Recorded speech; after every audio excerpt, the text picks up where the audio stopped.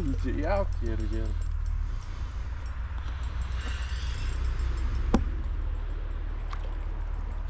Dorado robi robotę. No, dobra są te woblery. Czekaj.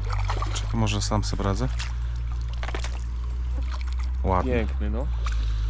Ale słabo zapięty dziad. Dasz go radę, czy? Czekaj, bo on chyba za bardzo jeszcze nie chce. Jest. Piękna ryba.